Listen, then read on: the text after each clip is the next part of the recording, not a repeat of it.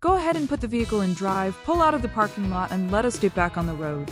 We are starting this short, incredibly dense leg of our journey right in the commercial pocket of Palmer. Pulling away from the fast food signs and the busy highway traffic, head east on West Roland Memorial Way for just a few feet and then take a quick left to stay on Roland. We are only going to be driving for a little over a mile today, but this specific route is going to act as a time machine. We are going to leave the modern, chaotic sprawl completely behind and drive directly into the carefully preserved, historic heart of one of Alaska's most fascinating towns. As you navigate this short stretch, look up through the windshield. No matter where you are in Palmer, your view is entirely dominated by Pioneer Peak. It is a massive, dark, brooding pyramid of solid rock that rises over 6,000 feet straight up from the valley floor. It is so close and so incredibly steep that it feels like it's leaning directly over the town, watching every move the residents make.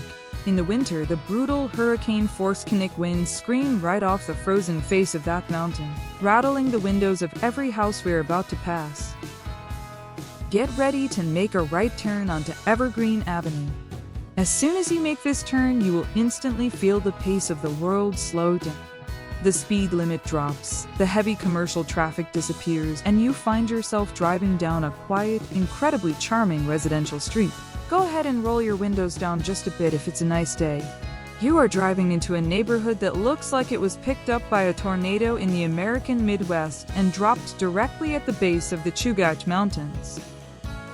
Look closely at the houses lining Evergreen Avenue.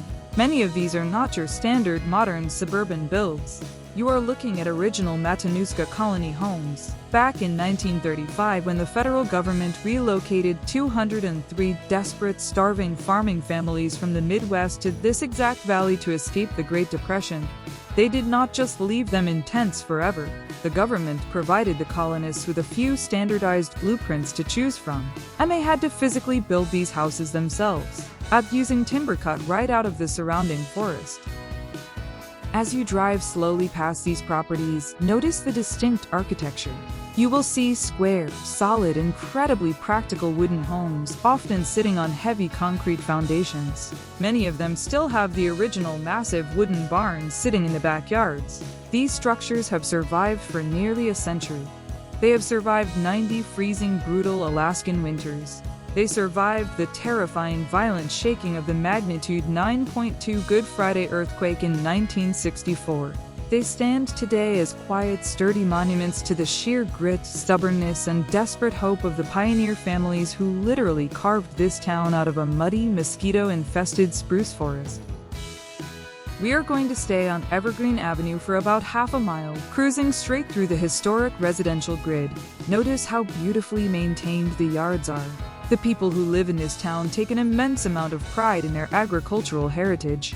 During the frantic, sun-drenched months of the Alaskan summer, when the midnight sun blazes for 20 hours a day, these front yards absolutely explode with color. You will see massive, towering sunflowers, dense vegetable gardens, and perfectly manicured lawns. Because the growing season is so incredibly short, the residents here attack their gardens with a manic, obsessive energy, knowing that the killing frost of September is always just around the corner.